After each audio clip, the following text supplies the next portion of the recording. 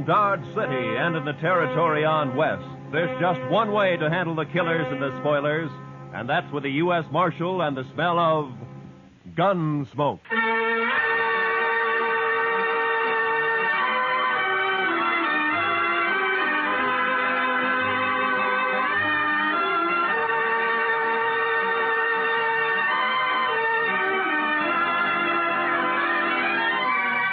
Gunsmoke, starring William Conrad. The story of the violence that moved west with young America. The story of a man who moved with it. Matt Dillon, United States Marshal.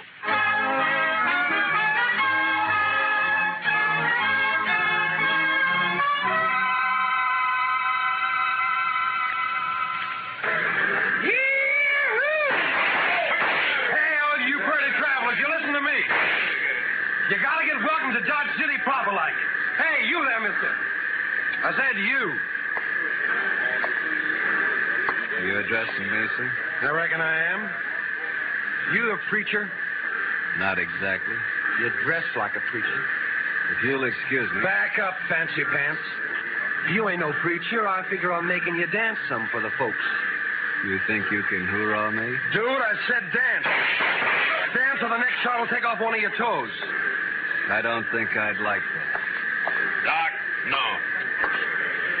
All right, Thorne, put up the gun. Marshal, you got a wild and woolly town here. Marshal, you move aside.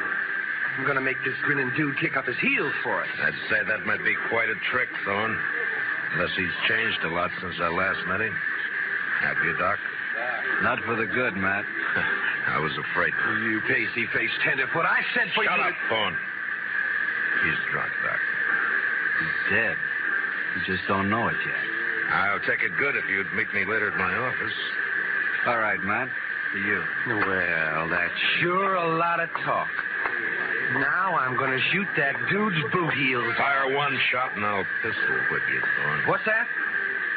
You're kind of forgetting who's holding a gun, ain't you? Oh!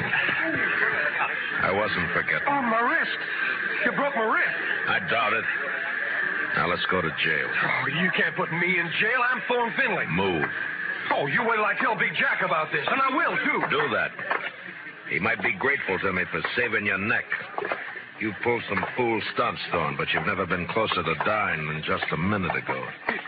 You mean from that fancy pants? Oh, I could handle 6 like him. That makes you a lot of man. I can name a dozen pretty good gun hands who can't handle one of it. What? That's Doc Holliday.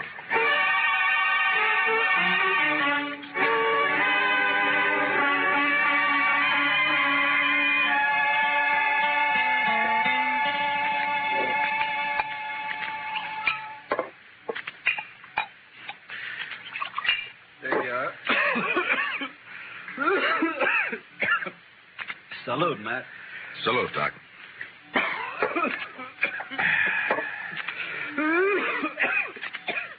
That sounds worse, Doc. Yeah, I got orders to go to Arizona. Air's dry there, better for my lungs. Going? Thought I might. Wyatt invited me to visit him. He and Virgil and Morgan are the law down there. Some little mining town called Tombstone. Well, it sounds peaceful anyway. If it isn't, it will be by the time Wyatt Earp gets through. He is the peacemakingest man I ever met outside of you. Matt, who was the tellerhead down at the depot anyway? Oh, Thorne? He's just a spoiled kid. Kid? Couldn't be much younger than you. Sure, but Thorne never grew up. His father has coddled him and protected him and gotten him out of scrapes ever since he was a pup. He's never had to be a man. Not with Big Jack wet nursing him. Big Jack? Big Jack Finley? Oh, you know him? I've heard of him. Well, that figures. He owns about half of Kansas. Star in a box runs more cows than he can count. Swings a lot of weight in Dodge? Yeah, too much. Mr. Dillon? Mr. Dillon, somebody said that Doc Holliday had come into town today and he... Oh, excuse me. It's all right, Chester. Why don't you shake hands with him? Don't mind if I shake with my left hand. It's a kind of habit. Yeah, I know. Mr. Dillon has the same habit. He would. How about dinner tonight, Matt? Sure. How long will you be in Dodge? Not long. Just till I finish a chore. Oh? That, chore have anything to do with Big Jack Finley? Might say so. Gonna kill him.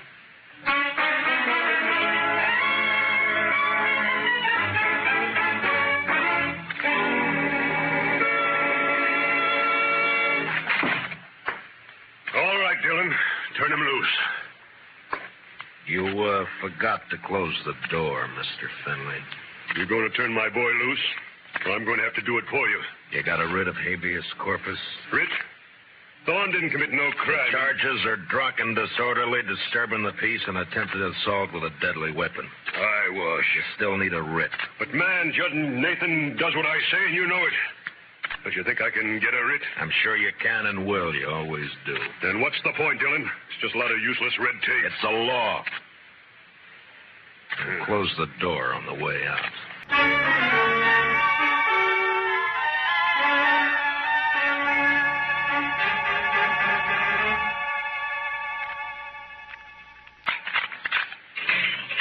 All right, Thorne. Didn't I tell you Big Jack would get me out? When are you going to learn you can't play? Save the speech. The law can't touch a Finley. You ought to get smart, Marshal. Like you? Sure, like me. Hi, Big Jack. You okay, son? Fine. Anything else, Mr. Finley? Why, yes. My boy here is a little boisterous sometimes, I know. High-spirited, you understand? Uh-huh. So? So, I want to put a stop to all this nonsense of yours, arresting him every time he kicks up his heels a bit. Now, go on. Well, I'm offering you a job. Let's say, protecting my interests. $200 a month. And no work, naturally. I see we understand each other perfectly. No work, of course. All I have to do is just shut my eyes whenever Junior here breaks the law, huh? I said we understand each other. There's no need to elaborate on it, Dillon. There's a big need. Only how do I explain to a person like you that some men don't wear a price tag? Huh? How do I explain how I feel about a so-called respectable citizen making the law his private doormat? Hey, you're nothing but the stupid gunman I've always thought you were. I understand you took the part of Doc Holliday against my son. I kept Thorne from committing suicide, yeah. You sided with a notorious killer against an important citizen of this community. Now I'm telling you, Dillon, Holliday, I don't want him in Dodge tomorrow. Doc may be a gunfighter, but he's clear with the law, Finley, and a better man than your son will ever be. What? Why, That hurts, doesn't it? I'm serving notice, Marshal. You run that killer out of Dodge City, or I'll do it myself.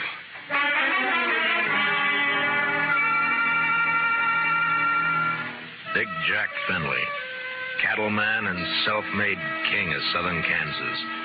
No better or worse than most of the men carving empires out of the West, until love for his son blinded him to the fact that Thorne Finley had gone bad. And from here on, I knew the war was on between Big Jack and me. So Big Jack Finley's going to run me out of town, huh? No, unless I do it first. Oh? I do something naughty, Matt? Well, you threatened a man's life. That.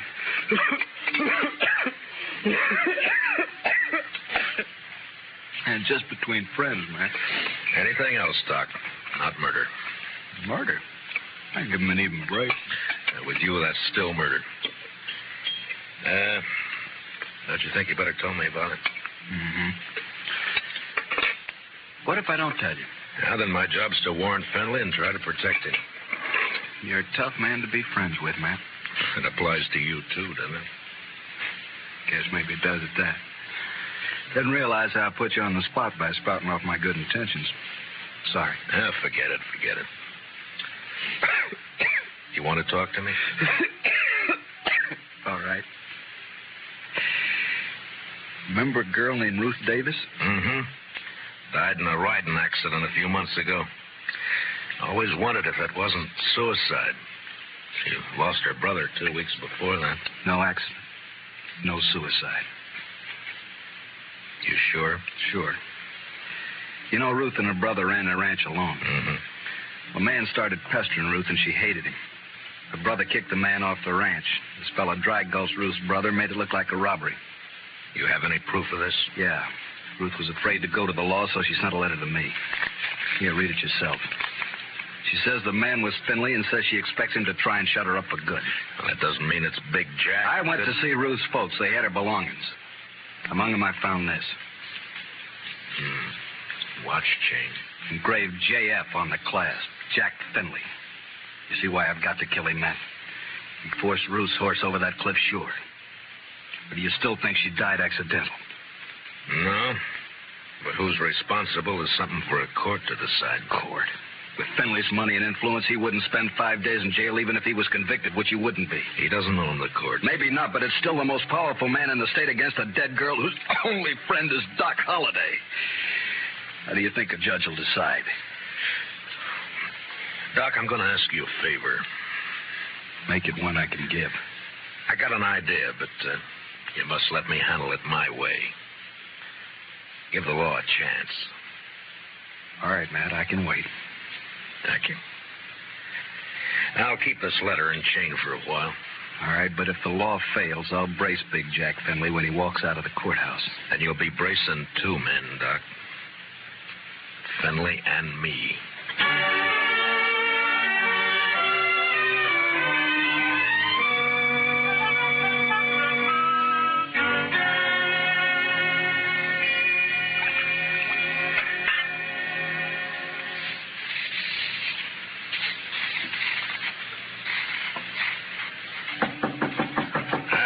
Come in. Morning, Marshal. Looks like it'll be a fine day. Well, you're up kind of early just to bring me a weather report, aren't you, Judge Nathan? Huh? Oh, well, I want to see you. Now, go right ahead. You mind if I finish shaving? No, please do. Just thought I'd chat with you about the... Dr. Finley's? Yes. It seems that Big Jack's very upset by your attitude. I'm not surprised. Feels you're a little rough on his boy. I am. But then his boy's a little rough. Yeah. Well, perhaps Thorne is high-spirited, like yesterday. Yesterday he was just plain high. Tell me, Judge Nathan, how do you like being on Finley's payroll? What? You know, you used to be a pretty decent person. Oh, you can't talk to me like... Yes, I can. I'm sending a copy of Thorne's record to the governor. Governor? And with it, I'm sending a list of the writs you've issued to get him out of jail and a copy of the court records. I've only tempered my justice with mercy, that's all. Thorne's been arrested for 18 offenses, convicted of 10, spent no time in jail, and paid a total of $15 in fines. I'd say you've been very merciful. You said you were sending this to the governor. You haven't actually mailed it yet? No. You got enough. Not that I don't feel justified in any decisions I've made, but such a report might cause undue talk at the Capitol. And ruin your political hopes. Well, my conditions are simple. Get off Finley's payroll now. Very well. And give me cooperation from here on, no matter who's involved. Do that and I shelve the report. I'll do it. Mr. Dillon, trouble's a-making. What kind of trouble, Chester? It's Big Jack Finley, Mr. Dillon. He's rounding up his crew at the Alfraganza. They're going to ride Doc Holliday out of town on a rail. Did you cut yourself shaving?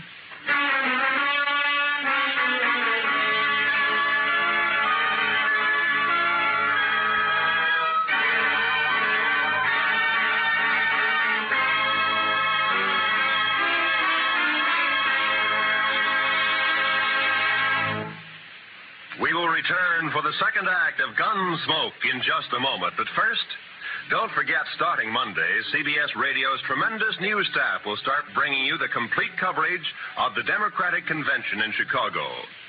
As you found during the Republican Convention, CBS Radio never misses. So, starting Monday, stay with CBS Radio all day and evening for the Democratic Convention. Now, the second act of Gunsmoke.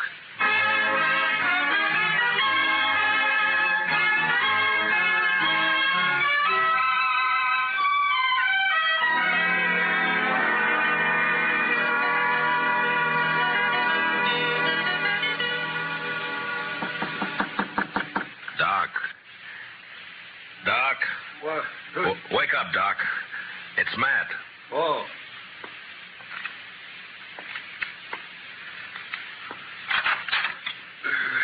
What's up? Trouble. Lots of trouble. Big Jack Finley's organizing a little citizens committee of his own hand-picked men coming to escort you out of town. On a rail? Yeah, that's the general idea. Here, take a shotgun. Yeah, I'll hide it under the covers, modest-like. Yeah. I'll wait against the wall here. Good. That'll put him in a crossfire. If it comes to that. There's enough of them, we're in a spot. Yeah, likely we are. You're risking your neck to save me some bruises. One I owe you, friend Matt. It's my job. Still one I owe you. There he is. Wrap him up. All right, stop right there. I'll shoot the man who takes another step. You think you're going to stop us, Dillon? I think so. Me and Doc. Doc. Show him, Doc. Sure thing, Marshal. Look, boys, surprise. Shotgun. I sure do love surprises. Dillon, I've got a dozen men with me. Well, sure, about 6 of them will die, Finley, if you don't crawl out of here fast. And guess who'll die first, Big Jack? You there, Moncrief. I always figured you for some brains. Get your boss out of here, quick. Sure talking sense, Big Jack. Shut up, Moncrief. You showing yellow. Oh, but, man, there's nothing here for us to die over. Listen to him, Finley. That greener Doc is holding has 18 buckshot in each barrel. He'll get slaughtered if he triggers that thing. And I'm getting edgy, Finley. And me, if I get a coughing spell, I'm liable to shoot without meaning to. All right. This is twice you have made a Finley back down. You'll never get a third chance. Let's get out of here.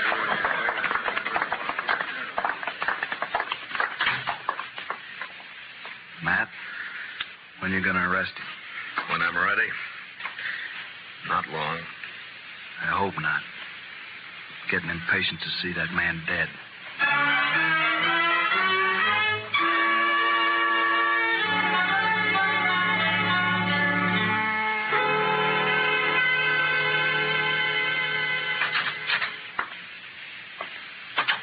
I got your message, Marshal.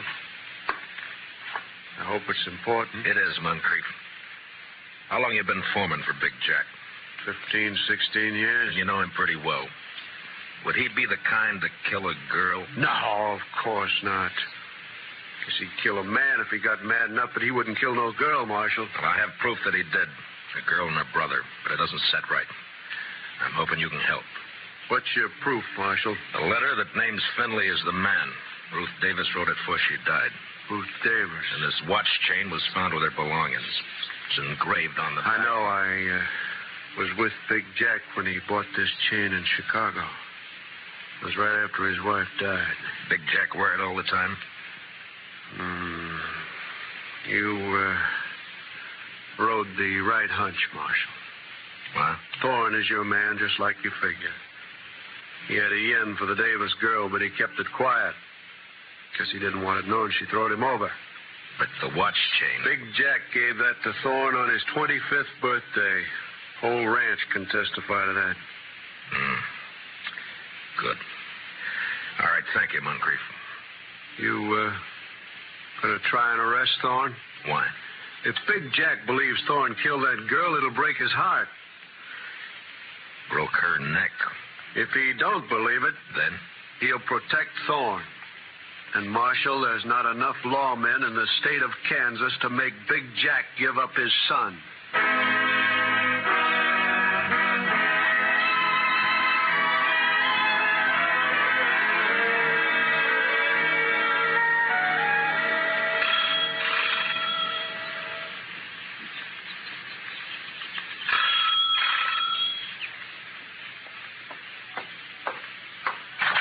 Yeah, what it... Oh, it's you, Marshal. And, John Holliday. Doc, this is Judge Nathan. Holiday? Oh, yes, I've heard of you. I've heard of you, too, Judge. Wonder which has heard the worst. What's that? Why, Judge, I'm here on business. Oh, of course. Come in, won't you? In my study here, so we won't be disturbed. Oh. What is it, Marshal? I want you to swear out a warrant for Thorne Finley's arrest.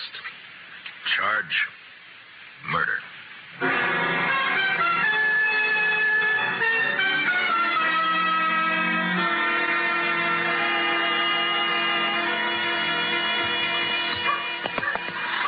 You sure you want to go with me, Doc? I'm sure. All right, hold up your right hand. Oh, no, Matt, you wouldn't make me a lawman. If you go as my deputy. I'm not letting you make this a private fight. Yeah, but my friends, if they hear I wore a star... All right, Matt, it's your show.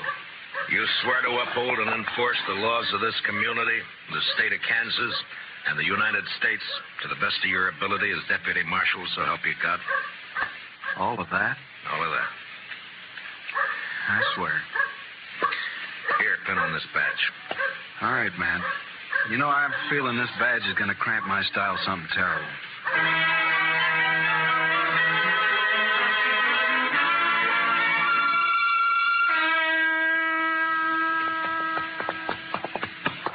We better breathe our horses going up through this pass. We still got a good ride ahead. How far? Oh, about 10 miles. What do you think, Matt? Will they fight? Well...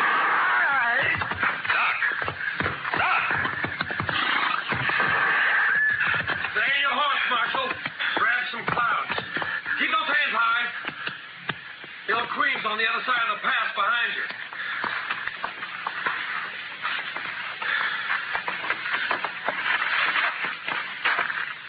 That's being smart, Dillon. Queen will drop you if you touch her gun butt. You're handy at this bushwhacking, aren't you, Thorne? If Doc... He's all right. My slug seems to have bounced off his thick skull. Good. Yeah, let's pull your teeth. Better you do it.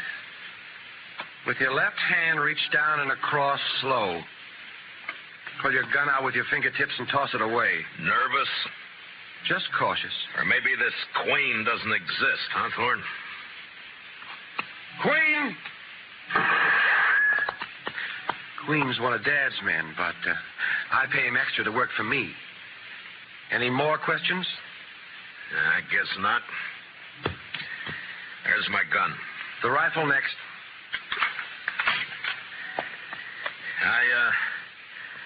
I got a penknife in my pants pocket. You know why Holiday came to Dodge? Yeah. Yeah, I guess you do. You wouldn't be riding with him. Well, he's not going to tell any stories to my dad or anyone else. You can't kill us, you stupid... Not planning on killing you. And what have you got planned? Queen's kind of a magician. He's going to make Holiday just disappear. Folks won't care much about one of his kind. I would. I'd care so much I'd hang you for it. No. No, with Holiday gone, it's your word against mine. And you won't be able to approve a thing, Dillon. You sure of that? I'm sure. Otherwise, I'd take care of you along with Holiday. Now get on and start walking back to town. It's like I told you. Law can't touch a Finley.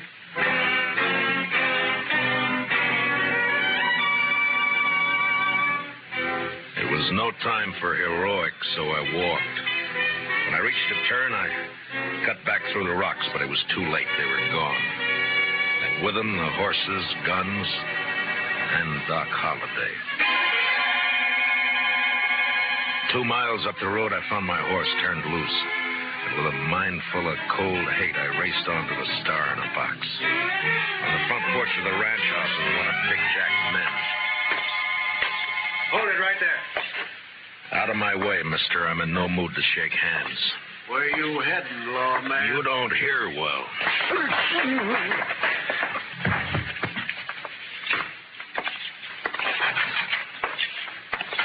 Dillon. Where's Holiday? How should I know? Get off my ranch. And where's that prize son of yours? What? Trot him out. I want him. Do you now? What on earth for? Thorne, put that gun away. Oh, no. This is just in case the marshal loses his temper. I've lost it, Junior. Sure. Dillon, I've had all I'm going to stand from you. You just think you have. Where's Holiday, Thorne? Where'd Queen take him? Holiday? Why, I haven't the faintest idea. Where is Queen, Dad? Riding fence line, but... See, Marshal, we don't know where your friend is. You're under arrest, Thorne. What's that? Ask him to show the warrant. Here. Read it, Finley. What? Oh, no. No, that's not possible. The judge wouldn't issue a warrant without proof. He has proof, Thorne. This is a lie. Thorne couldn't be guilty of murder. No. Take a look at his face. Son. Daddy's trying to frame me. Don't let him get away with this. No, I won't. I won't. Get out, Dillon. Man, open your eyes. This is not going to help You heard me. I don't believe you, your warrant, or your proof. I believe my son. So get off this ranch. Get out of the state. You let me see you again, so help me, I'll kill you myself. Forget me. You're bucking the law. You I can't make my own law. So do I. Doc Holliday. But you're supposed to be dead. Queen was supposed He's to... the one who's dead. I carry a knife in my boot just for men like him. Thorne, God help me. You are guilty. He sure is. And if he knows any prayers, he'd better get them over with. No, Doc. He goes back with us as our prisoner. You're wrong, Marshal. I'll take care of my son. Dad, no. You rotten, lying, murderous pup. Please don't, I Dad. should have strangled you in the cradle when you were... Finley, look out! I threw myself at Finley and both of us hit the floor, rolling away from Thorne as he raised his gun to fire. Then in the doorway, the blood-stained, terrible figure of Doc Holliday went into action. His pale hands blurred over his holster. Ruth Thorne!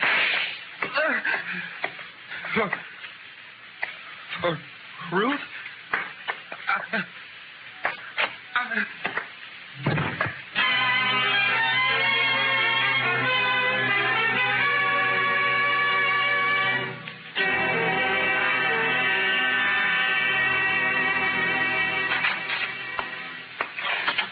Ready to leave, Mr. Holliday. Thanks, Chester. You sure you won't stay around a while, Doc? Yeah, we're good friends, Matt, but you're a peace officer. I guess I'm not a very peaceful man. You could be, Doc. No, I'm not going to change, and you shouldn't. Law needs men like you. No, if I stayed, there's too good a chance I might cross you. Yeah? Then I'd have to meet you over gun barrels, and it's one thing I'm afraid of. So long, Matt.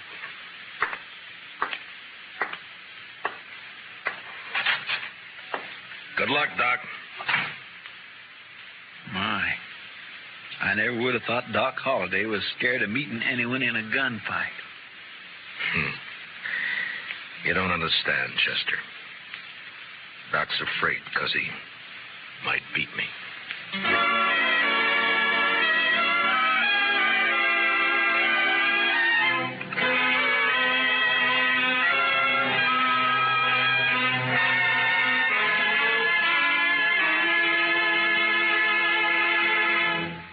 Gunsmoke, under the direction of Norman Macdonnell, stars William Conrad as Matt Dillon, U.S. Marshal.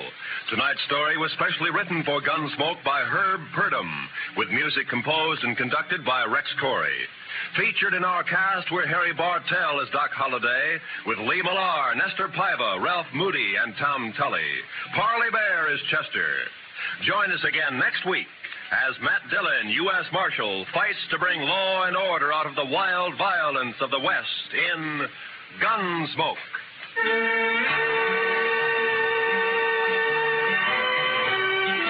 Sunday evenings, we invite you to join lovely Doris Day, Spring Byington playing a December Bride, and Audrey Totter as Millie.